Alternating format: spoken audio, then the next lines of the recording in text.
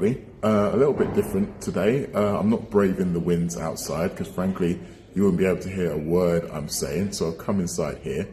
We have just finished the latest pre-match press conference ahead of Liverpool's game against Ipswich tomorrow. Arne Slot didn't have a lot to say for a change, but he did answer my question, and for a change I managed to get 2 questions in. So you'll be hearing both of those answers, one of which was extremely illuminating. He did give us some injury updates, which I'd say you could class as good and bad news. He also told us a little bit more about Harvey Elliott and what he needs to do to get into the side more regularly, and Ibrahima Konate and what he has to do to become one of the best defenders in the world. Well, I think he's already nearly there, but Arne Slot still has some improvements to give him. But you'll hear about all of that back in the lab. Whew. Safely back in the lab. Thank you to LSD for allowing me to use the foyer for my little intro video this week. Trust me, you do not want to have heard what it would have been like if I'd have been trying to be outside. I don't even have any hair to blow around, so you wouldn't have even got the comedy value of it.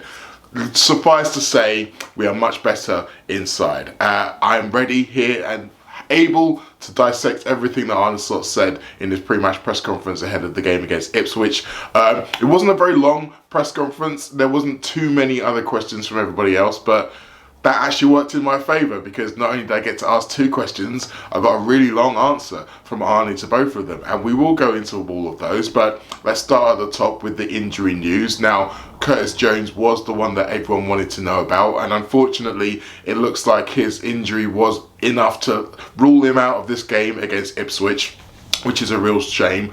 It looked like he kind of overstretched when he was trying to reach for the ball there, and he kind of got his leg caught underneath him, so it looks like a little bit of a groin strain. But Arne is very strange in the way he kind of talks about injuries at the moment. So he said he didn't expect it to be months, and then first of all everyone was a bit like, oh, so that means it's going to be weeks? But then he said, let's see if he's available for PSV, which is literally the next game. So if you read between the lines, I don't think this is going to be a long injury for Curtis Jones, which is great news because hopefully he will need him back fit and firing, and hopefully this means that if he's not out for a long time, you won't have a long recovery period.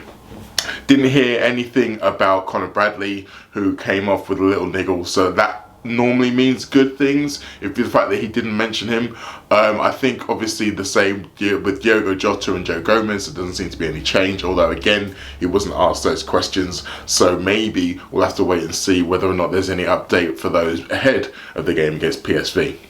Now, I mentioned that I got to ask 2 questions this time, so I'm changing things up a little bit because there's going to be 2 of my questions and my reactions to those questions. I'm only going to give you 2 top takeaways up at the top of the show. So top takeaway number 1, Ibrahima Konate still needs to work on his passing. Now, Arne Slot was asked about what Ibrahima Konate needs to do in order to achieve his ambition and become the best central defender in the world, even better than Virgil Van Dijk, as he told us he wanted to in midweek. And Arne said that it was his passing. His bringing the ball out of defence is the area that he still needs to work on. He said it's something that he has seen improvement from him already this season, but it is still the next frontier for him to go, which I think is very interesting because I do remember a conversation I had back with him after the Bournemouth game at home, in which Bournemouth were very much trying to make him be the one who beat them. So everybody else was being covered and they allowed the ball from Kelleher to go to Konate, and then they tried to kind of stay in their shape, not necessarily press him on the ball, but to try and see if he could make those passes. And on that day he was superb. He set up Luis Diaz's goal with a long pass, but he also initiated the attacks for the other 2 goals with good passes out of defence. And we haven't really seen that tactic from opponents that much since, but it's clear that he's still not at the level of someone like a Virgil van Dijk. And to be honest, it's very hard to see anyone at the level of Virgil van Dijk. Anyone who watched the Lille game will see that his ease on the ball really is remarkable. Those 50-yard balls he sprays out to Mo Salah's feet, we kind of take them for granted, but it's not something that every defender can do, and hardly any defenders can do it really. So the idea that Konate can get to that level is something we're still waiting for. I think it was notable against Lille that Jarell Quansah had a very good game in terms of his ability on the ball, so maybe in the times when we are going to be playing without Virgil van Dijk, it will be Quansah who takes on that responsibility. We'll have to wait and see. But for now, Ibu, get back on the training pitch, son. We believe in you, and we believe that you can become the best defender in the world eventually. Top takeaway number 2. Harvey can take advantage of some good timing. Now, earlier on in the season, he was the victim of bad timing because there was a period where Dom Szoboszlai was having his struggles in the team, and probably he could have come in and got some minutes there, but unfortunately that was when Harvey was out with injury. However, this time the injury curse has kind of worked in his favour. Curtis Jones coming out probably gives him a chance to get some more minutes in the side. Now, Slot was asked about what Harvey needs to do to get more minutes in the team, and he said initially just keep doing what he's doing on the pitch and in training, but he also said that he's in competition with all these other midfielders, and I think that's as much what it is compared to what it is that he is or isn't doing. And there's something that Arne Slot has kind of referred back to plenty of times so far this season. It's not just about what you do, it's about what everyone else is doing. And a lot of the times when someone's playing very well, they end up keeping the shirt, and it's as much they've got to do something to lose it as you've got to do something to gain it. But then if there's an injury like there is with Curtis, then there possesses an opportunity. And I think we can see a situation where it's not just going to be Szoboszlai or Elliott. I think sometimes we're going to see Szoboszlai and Elliott.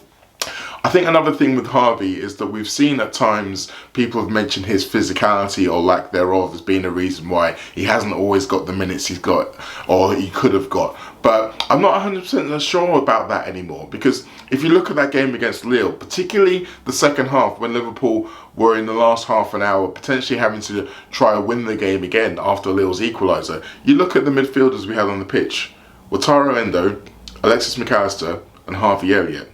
Probably the 3 smallest guys who we've got out there, and they were all in that midfield together, and they all worked really well together. You didn't really feel like there was a lack of physicality. They were still able to get about the pitch, they were still able to get in the faces of the Lille players, they were still able to press and win the ball back exactly how Arne Slot would have wanted them to. So I don't necessarily think that that's going to be a problem this time.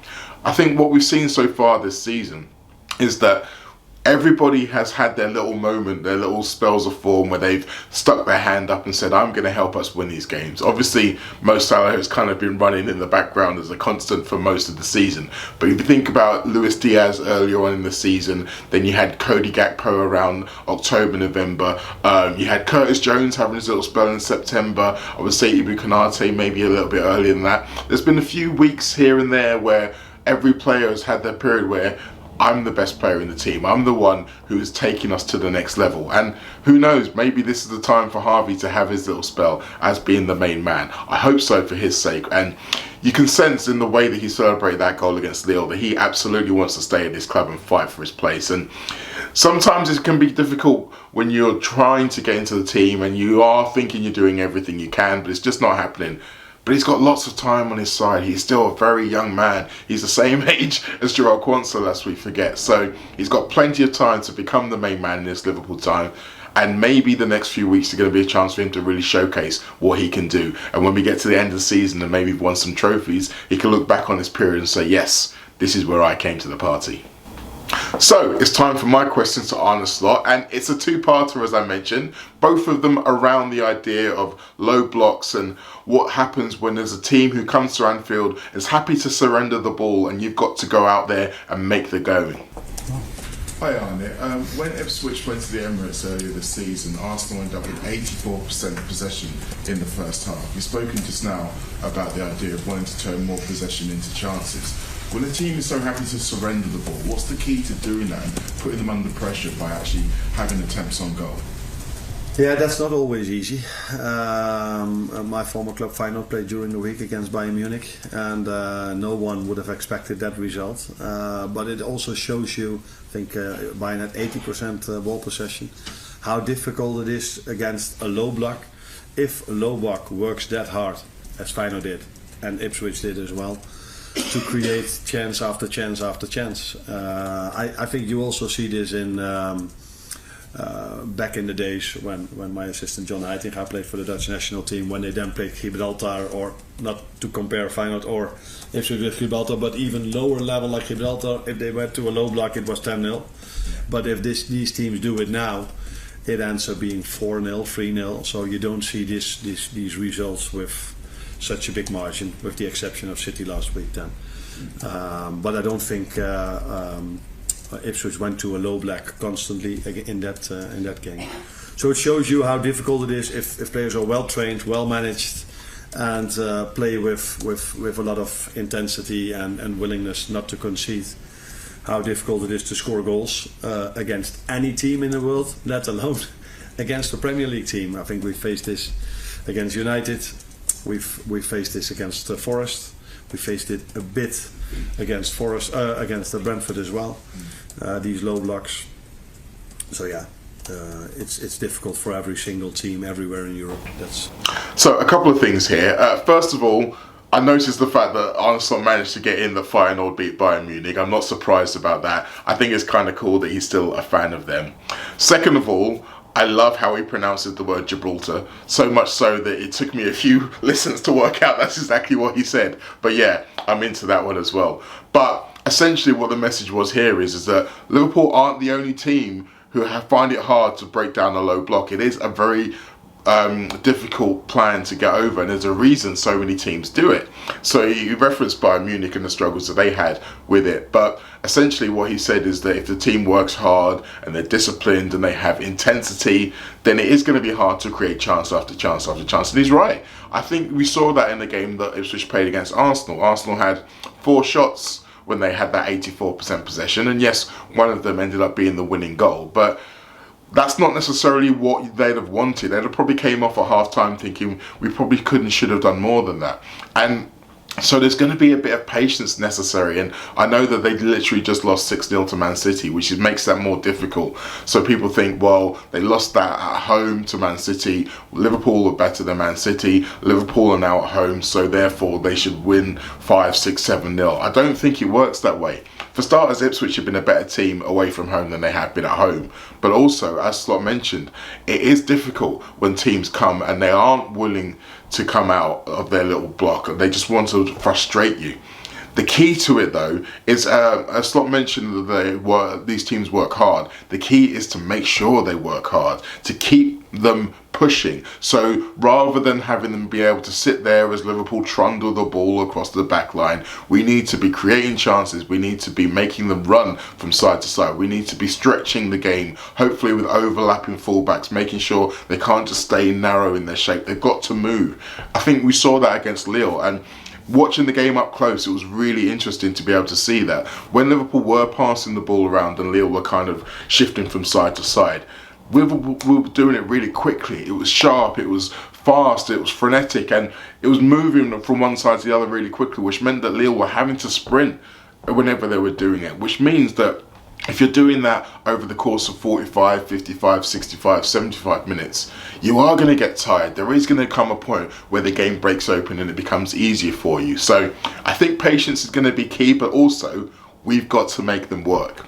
Now, the second part of my question to Arne Slot was kind of about that patience and kind of a little bit about the idea of what I mentioned earlier about how for some people, they might have seen Ipswich's last result and expect an easy game. Well, I certainly wasn't expecting what he told me after this. So do you think this might be a day where we have to be, and I say we, I mean the team and the fans, have to be a bit more patient? You mentioned the game against Man City where obviously it was a big score. Do you think there's a danger some people might come into it thinking, well, that's going to be the same again? That is difficult for fans, and my father is a fan as well, and when I call him after the game, he can also say, it wasn't as exciting as other games of Liverpool when he watched the game against Lille. And then I have to try to explain him that these games you can easily lose if you're starting to force all kind of difficult balls. But he's not always agreeing with me then. But as a manager, I was quite happy with our performance against Lille because they were a team that are so well organized and so much control. And I think there was one moment in the game I can remember that Curtis tried to play at the halfway line a bit of a ball that was in a bit of risk, and we lost that ball and they counter-attacked us. So that's the risk you have if you play against a low block team. Forest is probably the best in the league if you play these stupid balls, which I call stupid balls, which my father would love to see us playing a bit more. That is the risk of them creating then much more chances. And there's a difficult balance between taking the risk and conceding a lot, or having control, maybe not create as much. But against this team, going 1-0 down, like we've seen against Forest, is even a bigger problem than if you are, especially against a low block.